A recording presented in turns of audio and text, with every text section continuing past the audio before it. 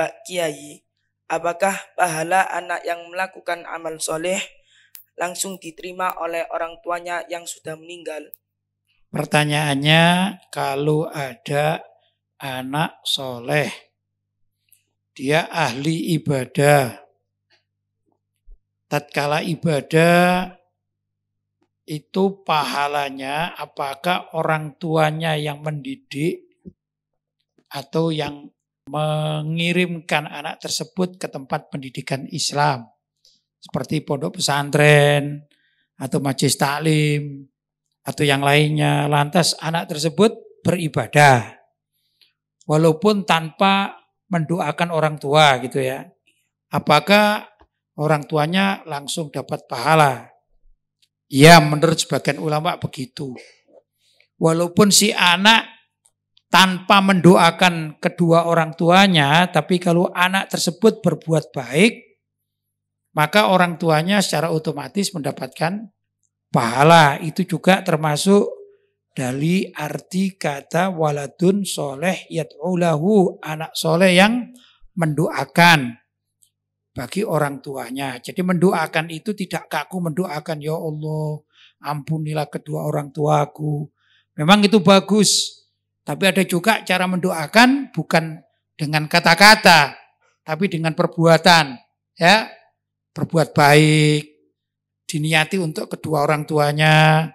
Misalnya juga silaturahim kepada kawan-kawan dari orang tuanya yang meninggal dunia. Itu semua pahalanya orang tuanya dapat. Begitu juga anak yang ahli mengaji. Ya, orang tua yang mempunyai anak, anaknya diajari atau dikirim ke tempat pelajaran pengajian Al-Quran misalnya. Seperti tempat kita ini. Maka tatkala si anak tersebut membaca Al-Quran, secara otomatis kedua orang tuanya kalau sudah meninggal dunia akan mendapatkan keberkahan dari bacaan Al-Quran anaknya. Bahkan dalam hadis dikatakan, maka kedua orang tuanya itu akan diberi mahkota oleh Allah SWT tanpa mereka tahu. Ya, tiba-tiba diberi mahkota. Andai kata ditanya, Pak, Bu, dari mana engkau dapat mahkota ini? Ya, itu di alam barzakh atau di akhirat nanti. Andai kata ditanya, dari mana? Oh, ini karena anakku yang sudah aku ajari mengaji atau aku kirim ke tempat pendidikan Islam, maka dia pandai mengaji. Maka Allah memberi pahala, yaitu dengan cara menghormati aku, yaitu ayah dan ibunya, dengan memberikan mahkota. Begitu, walaupun anaknya tanpa menyebut kedua orang tuanya, tanpa berdoa. Jadi secara otomatis. Apalagi kalau anaknya tersebut sudah berbuat baik, ditambah dengan rajin mendoakan kedua orang tuanya. Ini secara otomatis maka kedua orang tuanya akan merasa senang. Dan ini namanya kasep. Kasep itu tata cara orang tua mencari gitu ya, bekal untuk sangu akhirat, ya namanya kasbun ya, seperti bekerja begitu ya. Tapi dengan cara menjadikan anaknya itu anak yang soleh dengan berbagai macam metode atau cara begitu. Mbak Kiai, biasanya surga adalah tempat untuk orang muslim. Lantas, apakah ada surga bagi orang non-muslim yang baik? Apakah ada surga bagi orang kafir tapi perilakunya baik? Begitu ya. Surga itu oleh Allah SWT, ya, surga milik Allah ya, hanya diperuntukkan untuk orang yang beriman kepada Allah, yaitu orang muslim. Kalau ada orang yang tidak beriman atau kafir atas ketuhanan Allah, kerasulan Nabi Muhammad, ya, kesucian kota Makkah, ya, kesucian Ka'bah, itu diingkari semuanya. Maka walaupun orang tersebut senang bersedekah, ya, bahkan ikut membangun masjid, tapi dia tidak meyakini bahwa Allah itu adalah Tuhan, maka semua amal ibadahnya ini habaan manthuro, tiada arti sama sekali. Dan orang tersebut tidak akan masuk surganya Allah karena ingkar. Begitu. Jadi intinya nggak ada orang kafir yang baik di mata Allah SWT, nggak ada. Walaupun dia ini ahli sedekah di tengah masyarakat, dia hanya baik di masyarakat saja. Paham ya? Dia hanya baik di mata masyarakat tapi tidak di mata Allah SWT. Karena dia orang kafir, begitu. Ya, jadi nggak ada yang namanya surga untuk orang kafir, itu nggak ada. Begitu jawabannya. Pak Kiai, apakah boleh percaya cerita alam barzah dari orang yang mati suri? Kalau ada orang yang mati suri itu koma itu ya. Kemudian dia sembuh. Kemudian dia mengalami beberapa peristiwa-peristiwa menurut apa yang dia yakini orang mati suri tersebut ya. Misalnya ketemu malaikat atau ditanya seperti pertanyaan alam kubur ya, atau melihat siksa kubur dan lain sebagainya. Gimana kalau berita tersebut datangnya dari orang yang pernah mati suri itu? Boleh enggak kita percaya? Pertama, kalau bolehnya saya boleh saja percaya. Itu kan peringatan. Ya enggak? Tapi meyakini kebenarannya tidak harus. Tidak harus itu bukan berarti tidak boleh. Ngerti? Tidak harus. Kalau ada orang cerita, ya, kalau ada orang cerita ini, sedangkan dia ini pernah mati suri, kita tidak wajib untuk percaya. Tapi kalau suatu kebaikan, misalnya gini misalnya, ada orang yang sebelum mati suri itu tidak pernah sholat. Ya, tidak pernah sholat. Nah, kemudian dia sakit sampai mati suri atau koma. Ternyata di dalam keadaan koma itu dia merasa didatangi malaikat ya, yang menakutkan. Misalnya keadaan kubur itu yang sangat ganas sekali lah begitu barangkali ya. Apinya menyala-nyala gara-gara apa? Gara-gara dia tidak sholat. Begitu dia sembuh maka dia rajin sholat. Sholat 5 waktu rajin, sholat malam rajin, sholat sunnah-sunnah lainnya rajin, ya enggak? Hadir ke masjid juga rajin. Pokoknya dia semakin baik. Gimana? Boleh enggak kita mempercayai ceritanya dan kita mengikutinya? Ya boleh. Kan ini adalah peringatan, ya enggak? Mungkin kitanya yang semula itu malas sholat, akhirnya rajin sholat. Gak apa-apa. Tapi tentang kebenaran secara mutlak itu belum tentu. Ya, dulu Sayyidina Imam Malik radhiyallahu taala anhu, suatu saat beliau berada di dekat makam Rasulullah Shallallahu Alaihi Wasallam. Atas beliau mengatakan, siapapun orang yang berbicara, maka kita boleh percaya dan boleh tidak. Ya, kecuali pemilik kuburan ini, seraya beliau menunjuk makamnya Rasulullah Shallallahu Alaihi Wasallam.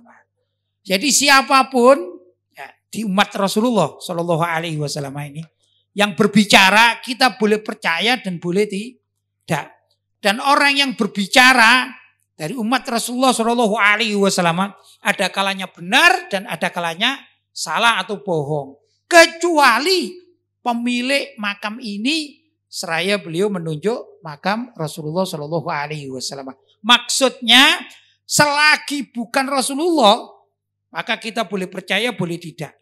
Kita boleh menerima dan boleh menolak. Ya, tapi kalau Rasulullah Shallallahu Alaihi Wasallam yang berbicara, yang bersabda, maka kita wajib hukumnya untuk percaya, mengimaninya. Ya dah, begitu. Adapun kalau ada perintah atau anjuran dari hadis Nabi Muhammad Shallallahu Alaihi Wasallam misalnya, itu ada 2 cara menurut para ulama. Dan kita harus merujuk juga pendapat para ulama. Kalau perintah itu perintah wajib, maka kita mengamalkan. Tapi kalau perintah itu perintah sunnah, maka kita dianjurkan mengamalkan. Andai kata ada perintah sunnah dari Nabi Muhammad Shallallahu Alaihi Wasallam, bukan yang wajib, lantas kita belum mampu mengamalkannya, kita tidak berdosa, begitu ya. Tapi kalau dari orang selain Rasulullah Shallallahu Alaihi Wasallam, siapapun adanya, mungkin yang disampaikan itu benar, mungkin salah, mungkin yang disampaikan itu jujur, mungkin juga bohong. Namanya juga bukan Nabi Muhammad Shallallahu Alaihi Wasallam. Begitu ya. Termasuk juga berita dari orang yang pernah mati suri. Pak Kiai, bagaimana cara seorang istri menyadarkan suami untuk berhenti main judi? Bagaimana seorang istri yang mempunyai suami tapi suaminya itu suka main judi. Pertama, kalau istrinya mampu dan bisa, karena sering berkomunikasi dengan baik, ya disampaikan saja, ya ada. Karena suami istri macam-macam itu bentuknya, suami istri itu sifatnya macam-macam. Ada suami istri itu yang tidak saling tegur sapa di dalam dunia kayak demikian, itu diam sama diamnya, ya ada. Tapi ada juga antara suami istri itu yang komunikasinya bagus. Ya, maka kalau istri itu punya komunikasi yang bagus, ya bilang aja dengan baik-baik, Pak, saya nggak seneng kalau Bapak ini main judi, uang kita habis dan seterusnya. Ya dah. Kalaupun misalnya Bapak ini menang, yang jelas ini dosa, haram uangnya, hasilnya juga tidak barokah. Begitu. Boleh enggak? Boleh. Ya, karena suami istri itu ada kalanya juga dijadikan teman. Begitu dalam kehidupan. Tapi andai kata si istri merasa tidak mampu untuk bicara dengan suaminya, maka hendaklah istri itu menyampaikan kepada pihak ketiga. Orang ketiga, ya. Orang ketiga itu bisa ayahnya, bisa mertuanya, bisa saudara dari suaminya, iparnya, mungkin Pak D dari suaminya. Ya dah, pokoknya orang lain dicari yang sekira apabila orang ketiga itu bicara menasehati dari suaminya didengar. Atau mungkin gurunya, entah itu guru sekolahan, entah itu guru agama, guru pesantren, terserah. Jadi si istri harus bekerja sama dengan pihak lain. Itu kalau istrinya tidak mampu. Ya, karena misalnya suaminya garang, sekali bicara main tabok gitu misalnya ya. Cari tempat lain atau cari orang lain yang bisa menyadarkan. Mungkin ibu dari suami tersebut. Kan biasanya takut suami tersebut ya kepada ibu kandungnya. Kan begitu. Maka si istri mengadu. Itu yang terbaik demikian. Pak Kiai, bagaimana cara bertobatnya orang yang bertato? Apakah harus menghapus tato tersebut? Gimana tobatnya orang yang bertato? Setahu saya mempelajari dari beberapa literatur itu. Tato itu ada beberapa macam. Pertama ada tato non permanen, ya. Maka kalau tato non permanen itu ya wajib langsung dihapus kalau mau tobat. Baik itu gambar-gambar biasa karena bagaimanapun juga walaupun tidak mengganggu kulit tapi bertato itu kurang baik, begitu ya. Apalagi kalau tatonya gambar-gambar ular, gambar apalah gitu ya, macam-macam itu. Sebaiknya orang tidak usah bertato, orang laki-laki tidak perlu bertato, ya. Gak pas gitu. Itu pertama, namanya tato tidak permanen. Yang kedua, tato permanen tapi di permukaan kulit, ya. Maka tato semacam demikian ini karena bisa menahan air dari masuknya ke basaria atau ke kulit, maka harus dihapus. Dan biasanya tato permukaan ini mudah dihapus. Ya ada tata cara sendiri, sekarang ada alat begitu ya. Alatnya ya kayak semacam tato juga. Begitu ya, nggak saya tahu ya. Tapi bisa menghilangkan. Walaupun ada bekasnya. Maka dia wajib untuk menghapus kalau mau bertobat. Karena terkait dengan urusan sholat dan lain sebagainya. Ya. Tapi ada tato yang terlalu dalam. Ya, ada orang mentato itu sampai merasuk kepada daging. Apabila tatonya ini mau dihapus, maka kulitnya mengelupas, ya, dan dagingnya ini membahayakan. Maka semacam demikian ini tidak wajib dihapus karena membahayakan dirinya. Jadi bagaimana? Ya dia bertobat, dia tetap wajib mandi. Kalau junub wajib mandi, wajib berwudu. Andai kata tatonya di tempat-tempat wudu, tetap begitu kewajibannya. Ya dah. Kalau memang berbahaya, maka tidak wajib untuk dipaksakan. Tapi kalau selagi masih bisa, maka tato tersebut harus dihilangkan atau dihapus kalau ingin tobat, ya. Biasanya hijrah, dikatakan orang-orang hijrah, kelompok-kelompok yang hijrah asalnya bertato, kemudian ingin tobat, ya harus kita fasilitasi. Jangan orang yang bertato ingin tobat kita marah-marahin, kamu ini ahli neraka kamu sudah tidak mungkin bertobat, tidak begitu. Apalagi kalau tokoh ya. Tidak boleh demikian. Kalau ada orang mau bertobat ya ahlan wa sahlan. dicarikan jalan. Ditanya dulu, tatonya tato apa? Kalau tato sebatas kulit, maka dia ada caranya sekarang ini ada penghapusan tato bahkan gratis. Ada ini keliling-keliling beberapa masjid atau juga orang-orang yang aktif di dalam penyadaran, ya ada di bidang dakwah, tapi dakwahnya menghilangkan tato di kelompok-kelompok hijrah, ya harus, ya bahkan diterima dan dibimbing. Tapi kalau misalnya tatonya tadi betul-betul sudah merasuk dalam daging, ya entah bagaimana begitu ya caranya, maka dia tidak wajib untuk dihapuskan. Tapi tetap dianjurkan orang yang bertato dan bertobat itu untuk senantiasa beribadah kepada Allah, mohon ampun kepada Allah dan lain sebagainya. Begitu ya. Pak Kiai, apa hukumnya orang yang curhat di depan kuburan? Pak Kiai, apa hukumnya orang yang curhat di depan kuburan? Ada dua macam, curhat di depan kuburan itu ada dua macam. Ada yang boleh, seperti para sahabat itu curhat di depan kuburan Rasulullah Shallallahu Alaihi Wasallam. Ya, boleh, dan itu dicontohkan oleh para sahabat radhiyallahu taala anhum. Begitu, ya. Bahkan ada orang yang buta, kemudian mendapatkan keterangan agar orang tersebut ziarah ke makam Nabi, kemudian orang yang buta ini datang ke makam Nabi, kemudian berdoa, pada akhirnya mohon kepada Allah agar kebutaannya ini disembuhkan, gitu ya. Kemudian Allah SWT mengabulkan doanya, dan orang ini datang ke makam Nabi untuk bertawasul, namanya tawasul. Itu juga bahasa sekarang namanya curhat. Ya. Jadi minta kepada Allah di tempat makam Nabi. Boleh enggak? Ya sangat boleh menurut Ahlussunnah wal Jamaah. Kalau Wahabi melarang. Ya, kalau Ahlussunnah wal Jamaah boleh. Itu begitu. Demikian juga kalau kita punya orang tua atau kita punya guru, yang guru kita adalah seorang ulama, kita dalam keadaan sedih atau kesusahan, kita datang ke makam beliau, kita curhat. Curhatnya kepada Allah SWT. Ya enggak? Ya Allah, saya di depan makam kiai saya ini mohon agar segala macam kesulitan saya engkau selesaikan, engkau hilangkan ya Allah. Kemudian kita berdoa kepada Allah agar penunggu makam atau kiai kita yang sudah meninggal dunia ya mendapatkan berkah, dan kita tawasul kepada Allah lewat kiai kita yang sudah meninggal dunia. Wahai kiai, mintakan dan mohonkan kepada Allah agar kesumpekan hati saya ini segera hilang. Itu ya. Maka kalau Allah mengabulkan, gimana? Ya boleh. Ya dah, hukumnya boleh, namanya tawassul. Tapi kalau bahasa anak sekarang namanya apa? Curhat.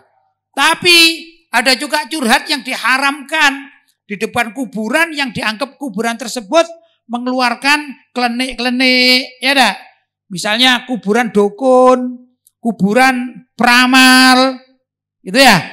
Nah, kemudian orang tersebut datang dan curhat, wahai Mbah Dukun, walaupun sudah mati ya, wahai Mbah Dukun, berilah saya kekuatan, ya, saya pingin uang yang banyak karena kepingin beli mobil 3 unit misalnya, Alphard 3 unit, saya minta kepadamu, hai Mbah Dukun misalnya ya, boleh apa enggak? Enggak boleh, haram, bahkan musyrik. Dosa besar.